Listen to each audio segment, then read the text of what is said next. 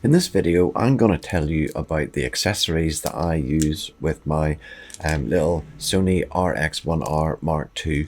But if you're not using this particular camera, then don't tune out, because what I'm going to talk about is applicable to any compact camera. Those of you who are subscribed to this channel will already know that I have published a few videos on the RX1r Mark II, and that includes a full review of the camera, using it for travel and street photography in New York, and a video that anticipates the possibility of Sony updating and producing a Mark III version. And in that video, I give you my wish list for the things that I would like to see in a new version of this camera.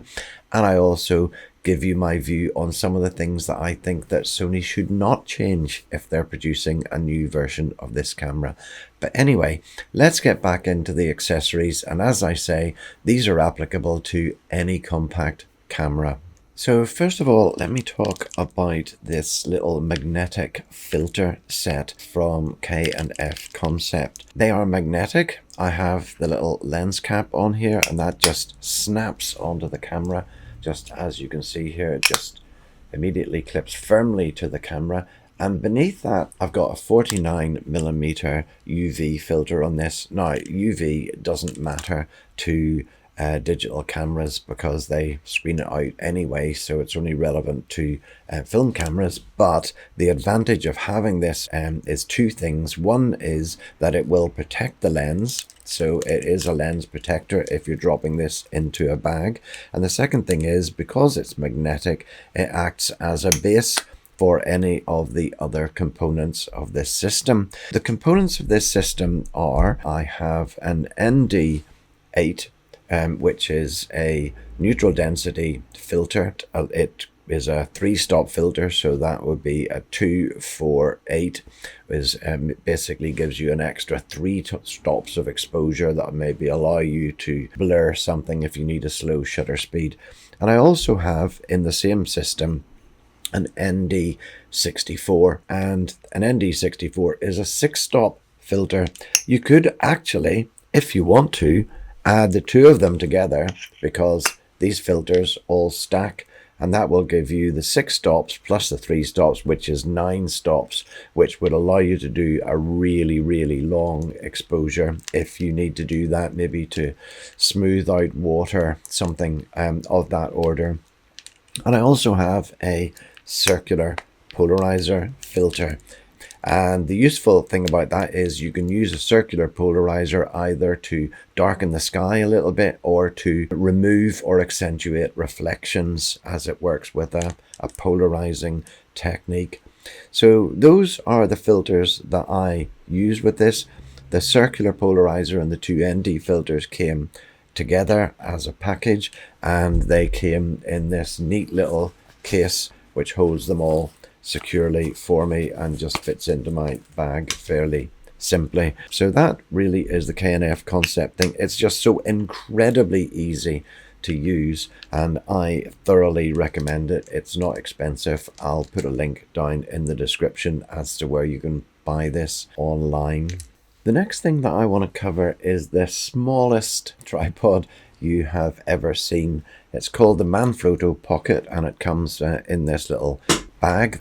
And when you open it up, it has, as most tripods, 3 legs to it, and a screw that fits into the bottom of the camera. And it comes with this little screwdriver with it, so that you can fit it on fairly easily. Just to fit this on the camera, you can just screw it initially by hand, and then take the little screwdriver that is connected to it, tighten that up, and you have a tiny little tripod on the camera. Now, clearly this doesn't give you any extra height on the camera, but it does allow you to position the camera on any kind of uneven surface and maybe tilt it up a little bit or down a little bit, and just make sure that it's level. So it's given that it's so tiny, I always just put it into the bag and take it along. And you don't necessarily need to take it off every time when you're not using it, because the little feet fold up and you can continue to shoot with it if you want to retain it on, because you might need to use it again. So that is the Manfrotto Pocket Tripod. The next two accessories that I use are the little Peak Design wrist strap, which adjusts to fit your wrist. And it's really easy to fit this onto the camera because it has these little tabs that you can use in order to clip it on. And I've just clipped it on there, and you have a absolutely secure wrist strap. You can fit it to either side of the camera, but I always do it on the right hand side of the camera as I look at it. And these tabs, because they're on both sides of the camera, are also useful for the Peak Design Leash, which is a pretty minimal neck strap for the camera. And again, you can just simply clip these onto the camera very simply, one on each side.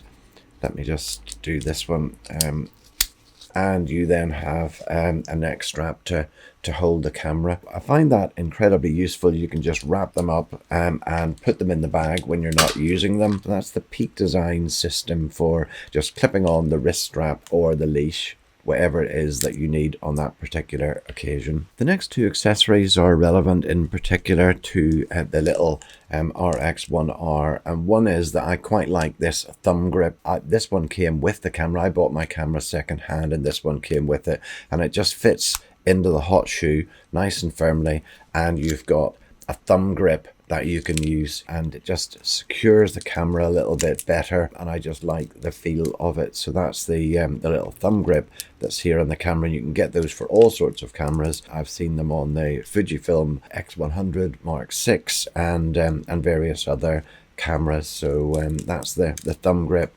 And then another accessory that's relevant to this particular camera is this Telesin little charging bay, which will charge 3 batteries at the same time and show you the status of the batteries. The RX1r Mark II has a really tiny battery. Let's just see it here. It's really a tiny battery. It doesn't last all that long, but I guess it's small because it fits in a very small camera body. And I really appreciate the fact that this camera is so small. So I wouldn't want Sony to use one of their larger batteries in this. And if you look at my wish list, you'll see why I think that is the case. I don't want it to make the body bigger than it already is.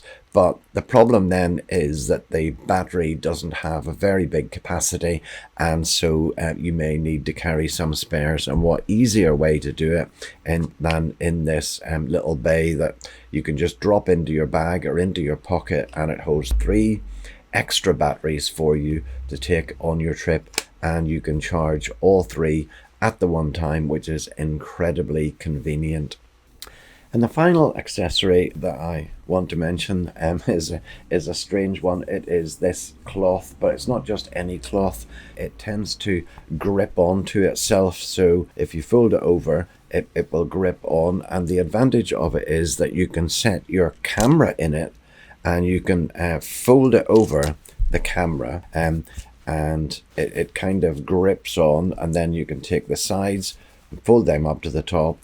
And basically you've got a fairly firm camera wrap here, and you can drop that camera into your bag and it's not going to get damaged, it's not going to get scratched, and it's such an easy thing to do, really. Much more convenient, I think, than buying a special pouch for your camera and putting it in and out when you're putting it into a bag.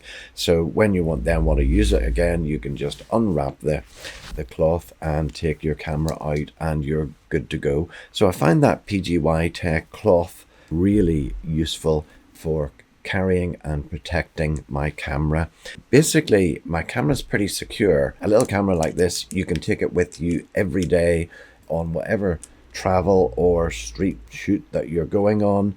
I have a screen protector on the back. I have the little K&F Concept UV filter on the front to protect the lens, plus the lens cap, of course, and I then use that cloth when I'm dropping it into a bag. So hope you find that useful to have a quick run through those accessories.